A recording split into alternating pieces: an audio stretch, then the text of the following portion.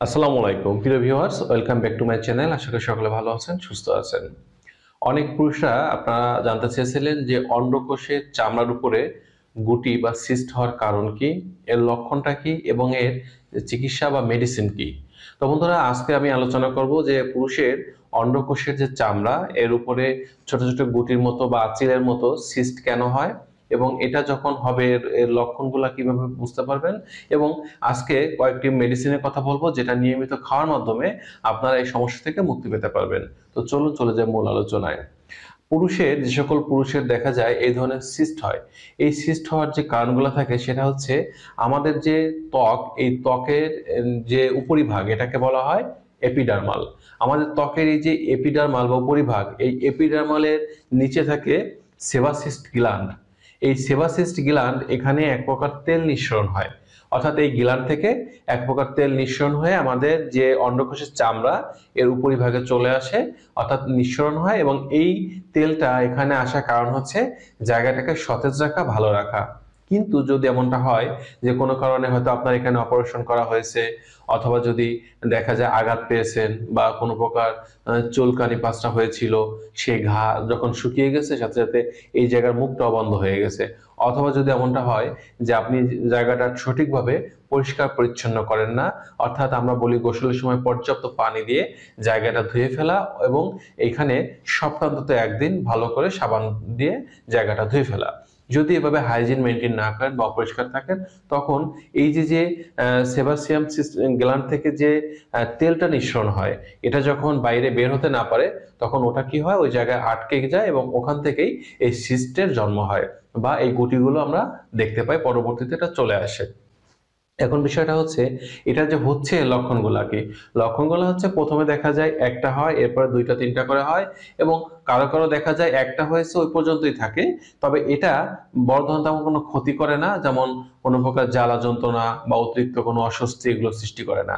তবে কারো কারো দেখা যায় যে এই জায়গাটা থেকে হালকা চুলকানির সৃষ্টি হয় বা চুলকাতে পারে, অথবা চাপ দিলে ভাতের মতো শ্বাস বেরোতে পারে। আর এই সমস্যা আসলে এটাকে বলা হয় নন ক্যান্সারয়েড সিস্ট, অর্থাৎ এটাতে ক্যান্সার হওয়ার ঝুঁকি নেই, অর্থাৎ এটা ক্যান্সার সৃষ্টি করে না, তবে দেখতে খুব বাজে লাগে বা অস্বস্তি লাগে, এটা হয়ে থাকে।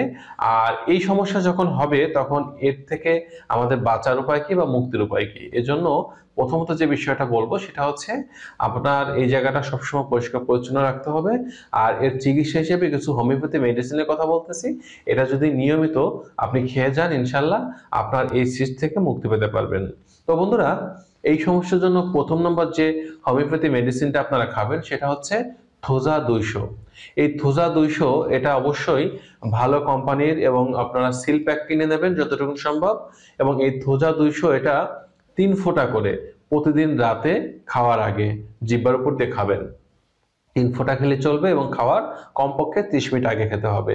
এবং এটা আপনারা দিনে একবার খাবেন, অর্থাৎ রাতে, শুধুমাত্র রাতে এটা খেতে হবে।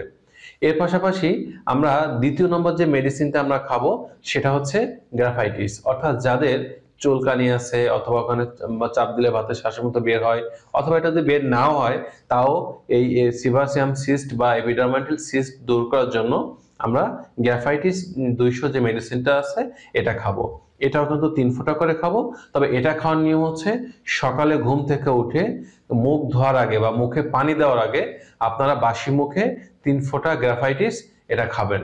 খাওয়ার কমপক্ষে আধা ঘন্টা পরে আপনারা দাঁত ব্রাশ করবেন বা দাঁত মুখ ধোবেন, এর আগে কোনোভাবেই মুখে পানি দিবেন না, অর্থাৎ সবার আগে ঘুম থেকে উঠেই এই গ্রাফাইটিস 200 এটা 3 ফোঁটা খেয়ে নেবেন।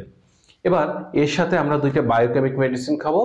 এই ক্ষেত্রে প্রথম নম্বর যে বায়োকেমিক মেডিসিন খাবো সেটা হচ্ছে ক্যালকেরিয়া ফ্লোরিকা 12x। এটা যতটুকু সম্ভব আমরা ভালো কোম্পানি কিনে নেব। এই ক্যালকেরিয়া ফ্লোরিকা 12x এটা আমরা প্রতিদিন 4টা করে, সকালে 4টা করে ট্যাবলেট বা দানা, এটা আমরা সকালে এবং রাতে খাওয়ার পরে খাবো। অর্থাৎ আমরা যদি খাওয়ার পরে খাই আধা ঘন্টা পরে খাবো, অথবা চাইলে আমরা খাওয়ার আধা ঘন্টা আগেও খেতে পারি। তো এটা খাওয়ার পরে আমরা কি করব, একটু উষ্ণ গরম পানি খাবো। এটা আমরা চুষে খেতে পারি বা চিবিয়ে খেতে পারি। আর এর সাথে আমরা দ্বিতীয় নম্বর যে মেডিসিনটা খাবো সেটা হচ্ছে সাইলেশিয়া 6x।